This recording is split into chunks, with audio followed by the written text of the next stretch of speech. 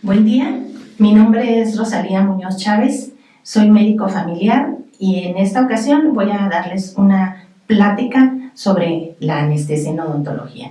No sobre las técnicas, sino sobre el medicamento, sobre el anestésico. Vamos a definir dos términos muy utilizados que son analgesia y anestesia. Analgesia es sin dolor y anestesia es sin sensibilidad.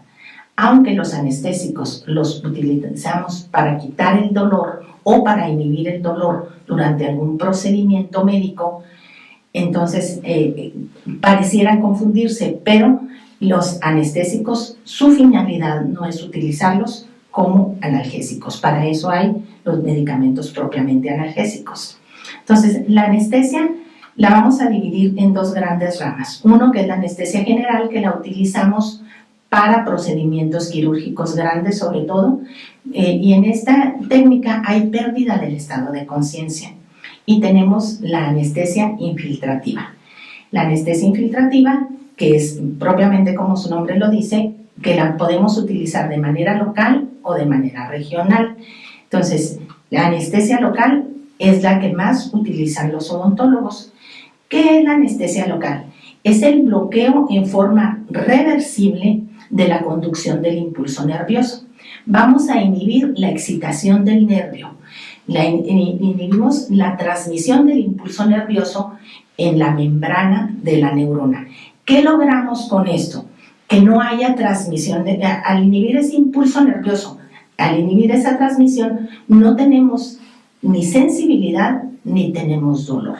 Incluso llegamos a perder movimiento de alguna zona. Esta anestesia debe ser de manera reversible, igual que la anestesia general. Tenemos entonces que la anestesia local es de dos maneras. Una sería la tópica. Las dos son utilizadas en odontología. La anestesia local tópica y la anestesia infiltrativa.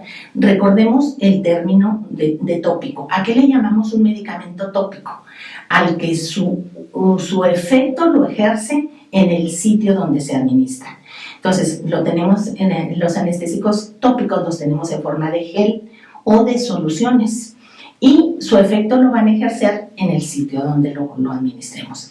Y la anestesia infiltrativa, para esto vamos a necesitar el uso de una jeringa. Tenemos que traspasar la piel, el músculo o las membranas para producir la anestesia en alguna zona. Y anestesia regional sería cuando utilizamos el bloqueo a nivel de algún nervio más grande, que puede ser todo miembro torácico, todo miembro inferior, o por ejemplo, que es la que se utiliza en la raquia. Esa sería regional. Entonces, hay dos grupos principales de anestésicos, los ésteres y las amidas. El primer anestésico que se descubrió su efecto anestésico precisamente fue la cocaína desde 1884. Se vio que tenía un efecto anestésico y se empezó a utilizar en odontología. Aparte tenía la ventaja de que es vasoconstrictor, pero se vio el gran problema que daba. Uno de sus efectos adversos por los que se dejó de utilizar es por la adicción y otro por la isquemia. La vasoconstricción es tan severa que llega a producir isquemia y necrosis de la zona donde se utiliza o donde se absorbe. Después se empezó a utilizar la procaína en 1905. Fue cuando se le empezó a dar el uso ya para odontología. La procaína, el inconveniente que tiene es, aparte de que produce más alergias, es que no tiene utilización tópica. Y después de esta vino la tetracaína, que es otro anestésico del grupo de los ésteres. Y tenemos el otro grupo, que es el grupo de las amidas. Ahí tenemos la lidocaína, la mepivacaína, la bupivacaína y la articaína, las cuales se siguen utilizando mucho en odontología. Vamos a platicar un poquito de cada una de ellas. ¿Qué características debe tener el anestésico local? O como le llamamos en farmacología, ¿qué es lo ideal en este tipo de fármacos? ¿Qué requisitos deben de cumplir para que sea un anestésico ideal? Uno, que sea de baja toxicidad sistémica. ¿Qué quiere decir esto? Que no me dé efectos en otro lado del organismo. 2, que sea efectivo de uso tópico y de uso infiltrado. 3, que su tiempo de acción sea el suficiente para que se realice un procedimiento y que se recupere en un tiempo corto. 4, tiempo de latencia breve. ¿Qué quiere decir el tiempo de latencia? Quiere decir que de que yo lo administro a que empieza a ejercer su efecto. Entonces, en menos tiempo tarde, menor tiempo de latencia en sentirse la anestesia. Y 5, no producir daño al tejido ni a la estructura del nervio. Obviamente, como en la mayoría de los fármacos, pues no hay un fármaco ideal. Entre más se acerque a estas características, más podemos decir que es el anestésico ideal. Voy a platicarles un poquito de cada uno de los anestésicos. Les decía, la procaína tiene más usos médicos que odontológicos y la principal razón es que no tiene efecto tópico. Entonces, no se absorbe por vía tópica, que es una de las cosas. Tiene un periodo de latencia mayor, tarda más tiempo en hacer su efecto en el tejido que vamos a anestesiar. Se usa en anestesia epidural, que era lo que les decía ahorita, es anestesia regional como la raquia. Y se usa en combinación con medicamentos inyectables. Por ejemplo, la penicilina, la ceftriaxona, traen procaína. ¿Para qué? Para disminuir el dolor cuando aplicamos el medicamento. En medicamentos que son muy dolorosos se combinan con procaína. La lidocaína, que es uno de los medicamentos más utilizados en odontología, tiene un periodo de latencia más corto, tiene un buen efecto tópico, tenemos ungüento, gel, jalea, tiene un efecto intenso y duradero, quiere decir que nos dura el tiempo suficiente para el procedimiento que le va a realizar el odontólogo y su recuperación no tarda tanto tiempo. Tiene presentación con y sin vasoconstrictor. De los vasoconstrictores vamos a hablar un poquito más adelante. Y su uso médico tiene también como la procaína, pero este se usa como antiarrítmico y su aplicación es por vía intravenosa. Ojo, hay que tener cuidado siempre en el uso de la lidocaína cuando infiltremos. ¿Por qué? Porque no debe de ir en vaso. El efecto cuando se aplica en vaso es antiarrítmico, nos altera la frecuencia cardíaca. Entonces hay que tener mucho cuidado y siempre aspirar a la hora de aplicar el anestésico. Otro medicamento es la prilocaína. Este tiene un periodo de latencia un poquito más largo, igual que la duración del efecto, es un poquito más de 2 horas. Tiene un efecto más tóxico, nos da más efectos adversos. Uno de los efectos que más se ha presentado es la metahemoglobinemia y tiene uno que tener mucho cuidado, mucha precaución durante el embarazo. De hecho, está contraindicada en el embarazo. Se usa también combinada con vasoconstrictor y sin vasoconstrictor. Otro de los anestésicos es la mepivacaína. Este tiene menor tiempo de latencia y una duración de 2 horas aproximadamente.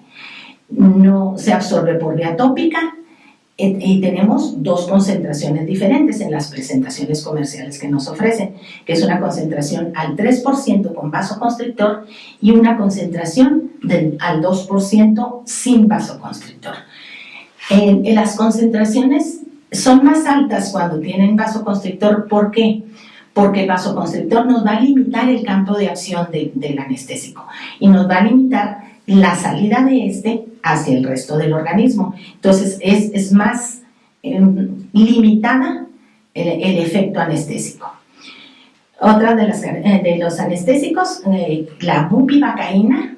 Esta es más potente que la lidocaína, pero tiene mayor tiempo de latencia y la duración es hasta 6 horas. Por eso es más incómodo para el paciente tener anestesiada una parte todavía a las 4, 5, 6 horas. Vienen dos concentraciones diferentes, al 0.25 y al 0.5%, y viene con y sin vasoconstrictor. Está indicado preferentemente en cirugía de la articulación temporomandibular. ¿Por qué? Porque son procedimientos más largos y no va a durar el paciente con la molestia de la anestesia más tiempo. Otro de los medicamentos es la articaína, que tiene un menor periodo de latencia, tiene una duración de 2 horas aproximadamente, de 2 a 3, viene en una concentración al 4% y viene con y sin epinefrina. No se recomienda en el embarazo y también tiene un uso tópico e infiltrado. Vamos a hablar de la lidocaína un poquito más, porque es el que más se acerca a la lidocaína, es el anestésico que más se acerca al anestésico ideal. Cuando hablamos en farmacología de un medicamento, siempre tomamos en cuenta efectos en pacientes embarazadas, efectos adversos sistémicos, y hay algo que le llamamos costo-beneficio. El costo-beneficio quiere decir qué medicamento me da más eficacia a menor costo. Y aquí tenemos como ejemplo la lidocaína. La lidocaína viene en cartuchos para uso odontológico de 1.8 mililitros. Viene la lidocaína una concentración del 2% y viene con y sin vasoconstrictor. El vasoconstrictor viene siendo la epinefrina y viene a una dilución. Hay dos presentaciones comerciales, una a 80,000 y uno a 100,000. Aquí en México la que utilizamos es 1 a 100,000. Estamos hablando de mililitros. ¿Cuántos mililitros tiene el cartucho? 1.8. Para el uso de fármacos hablamos de miligramos, no de mililitros. Entonces, ¿cuántos miligramos de lidocaína voy a encontrar en un cartucho? Voy a encontrar 36 miligramos de lidocaína. Y epinefrina es 0.018 miligramos. Estamos hablando de una cantidad muy pequeñísima. ¿Por qué? Porque los efectos adversos de la epinefrina son mucho mayores. Y lo que les mencionaba hace rato, el uso de estos dos fármacos, cualquiera de estos dos, que se nos llegue a ir a vaso, nos puede dar efectos adversos muy severos y complicaciones graves en un paciente, aunque no sea hipertenso.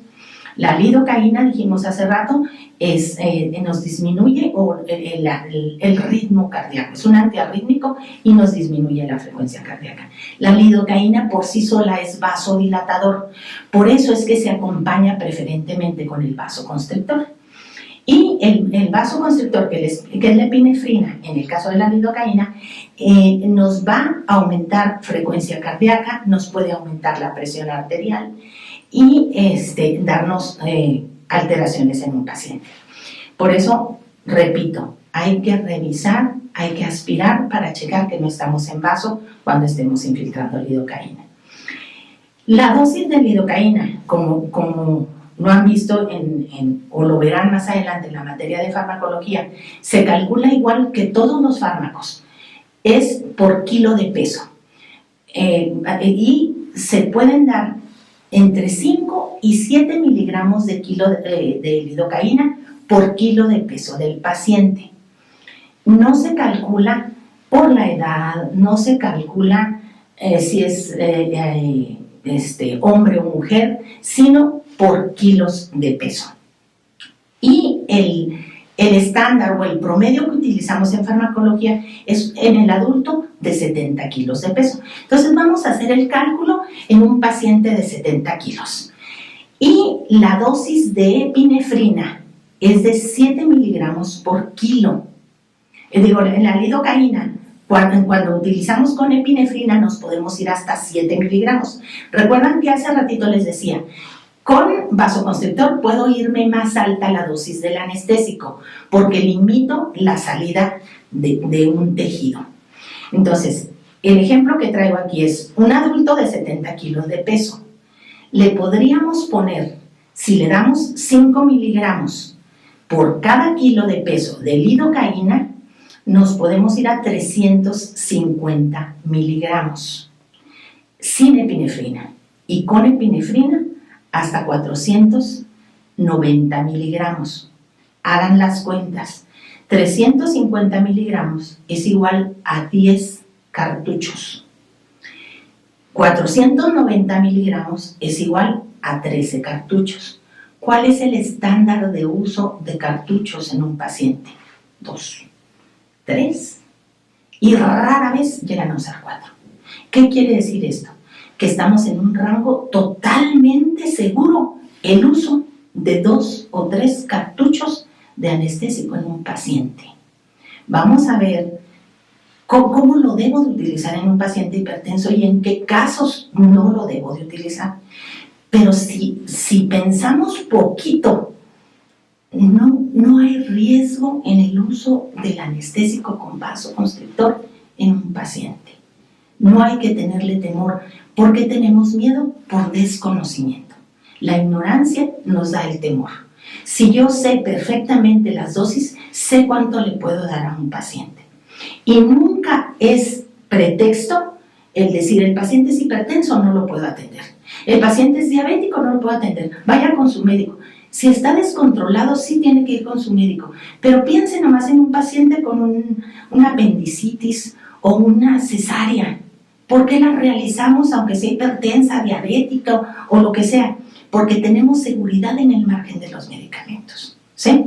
Entonces, hay que tener la certeza de que lo puedo utilizar. ¿Por qué? Porque sé cómo lo puedo utilizar. Entonces, hay una clasificación de los riesgos del uso de los anestésicos que de acuerdo a la FDA en el embarazo y la lactancia, porque también nos da temor utilizarlos en las pacientes embarazadas.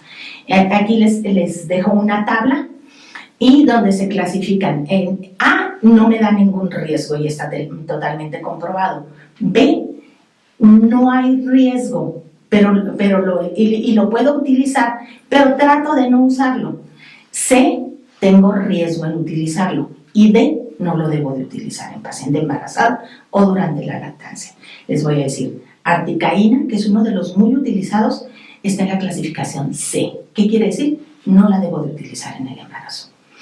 O en ocasiones muy especiales, con muchas restricciones o que solamente fuera lo único y que me vaya en riesgo tal vez la vida. Bupivacaína está en C. ¿Qué quiere decir? Que está desconocido o que tengo que tener precaución, dijimos, en el uso de este medicamento. La lidocaína es B. ¿Qué quiere decir? Que es seguro su uso durante el embarazo. Aunque lo ideal es no utilizar ningún medicamento, les decía ahorita, es un medicamento que está clasificado como seguro. La mepivacaína está en clasificación C.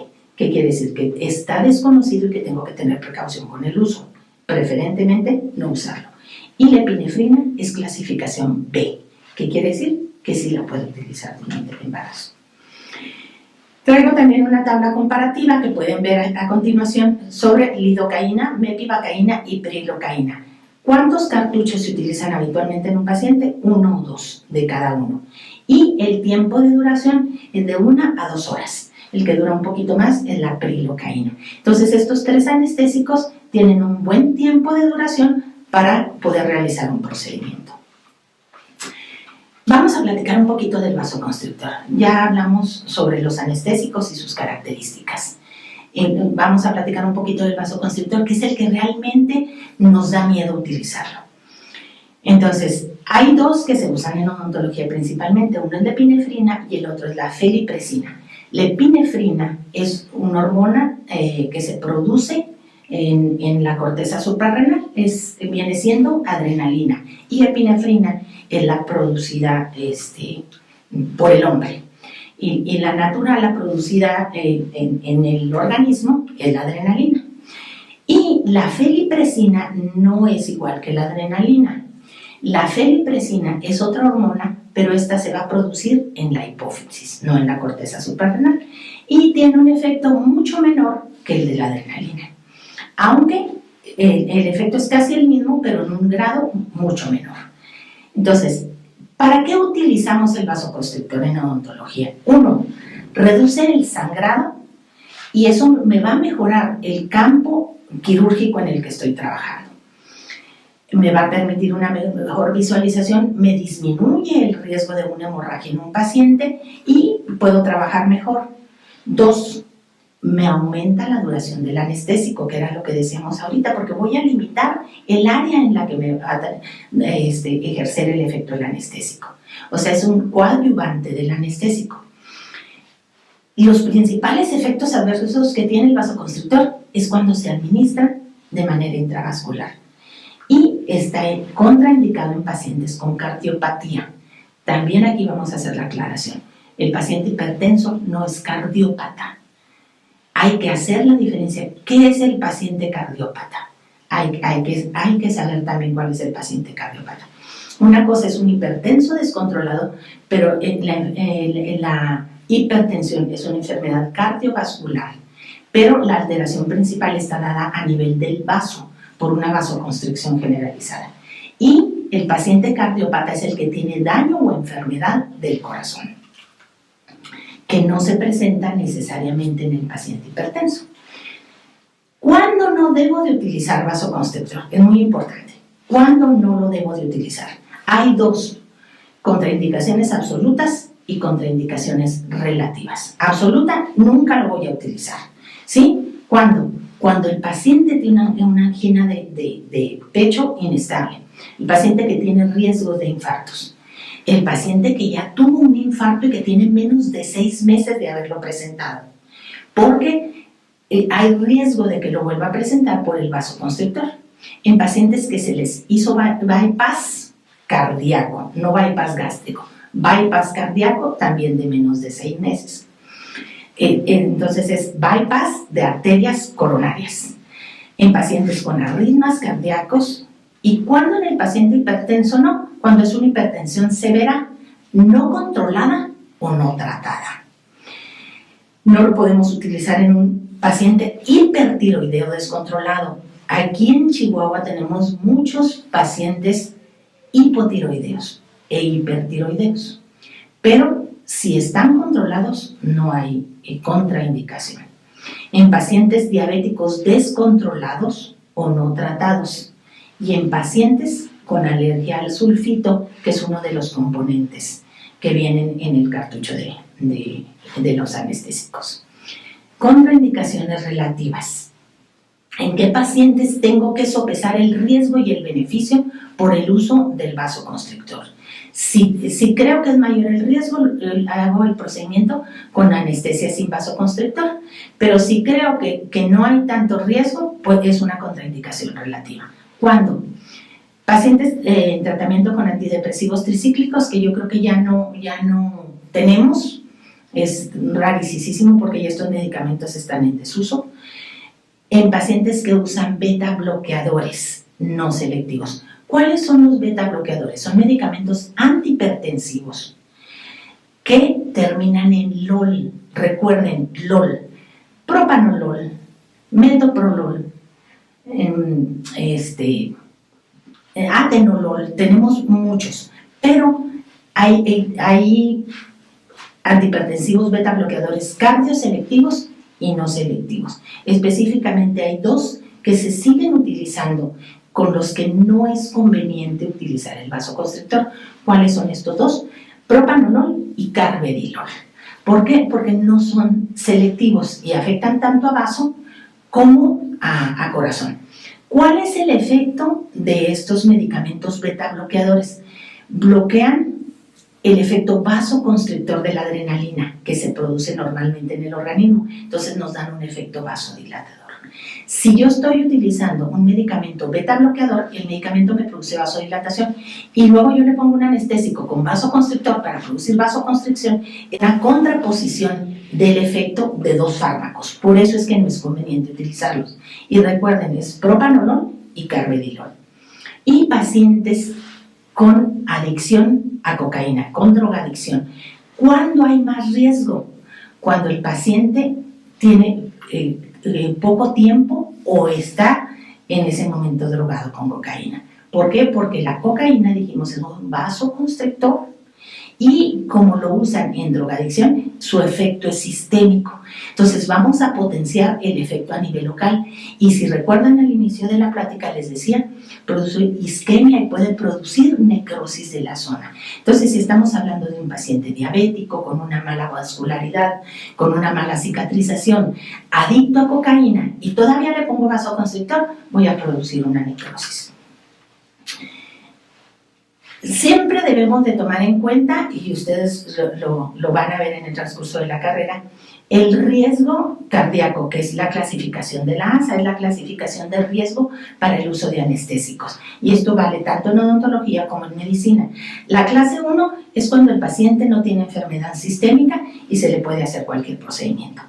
En la clase 2 es enfermedad sistémica, como en el caso de una hipertensión, que puede ser leve, controlada, y no es la causa de la cirugía, que es lo que pasa con ustedes. Son pacientes que van a atención odontológica, aunque sea hipertenso o sea diabético, y es una enfermedad sistémica, está en clase 2, porque la cirugía no tiene que ver con el padecimiento que tiene el paciente.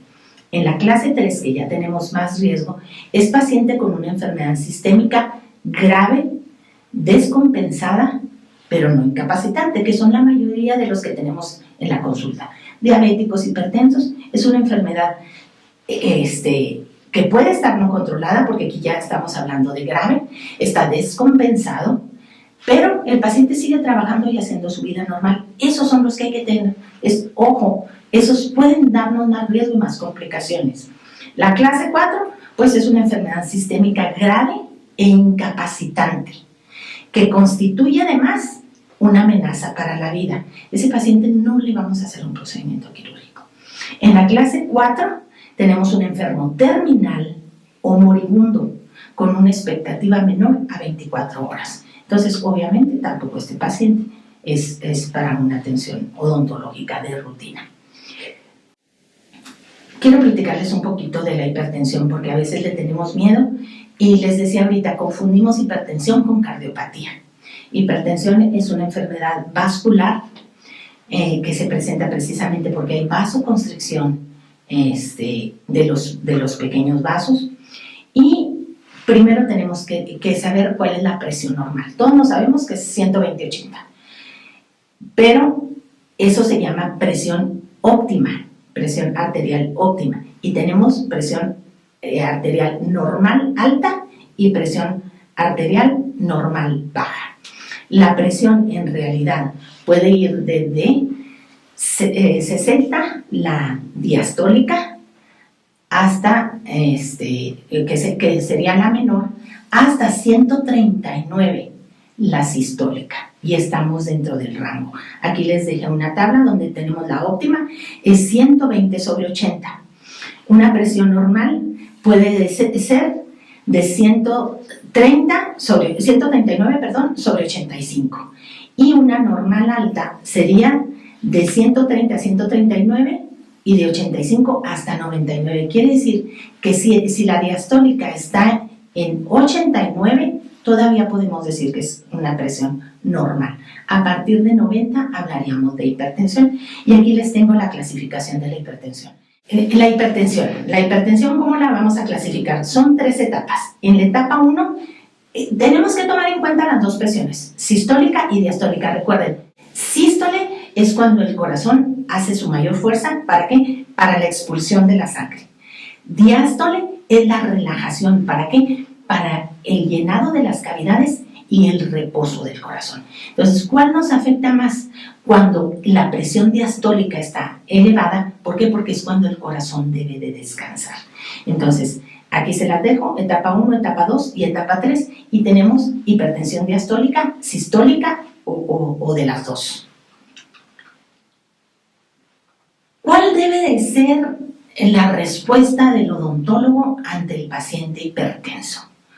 Ahorita decíamos, si es un paciente hipertenso controlado, puedo atenderlo perfectamente. Pero ¿cómo saber cuándo el paciente está descontrolado o descompensado? Hay también una tabla para el tratamiento dental en la hipertensión arterial. Y les voy a dejar la tabla, me gustaría mucho que la analizaran, que la vean, porque les digo, no es válido decirle a un paciente, no lo puedo atender, no es correcto, no es ético. Siempre podemos hacer algo por el paciente, por lo menos hay que quitarle el dolor. Y no es responsabilidad de otro, hay que atender al paciente.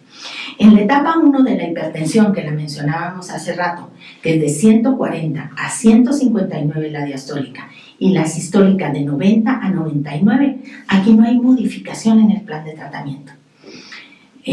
Lo vamos a atender. Si el paciente no se conoce hipertenso, hay que mandarlo con el médico para la atención.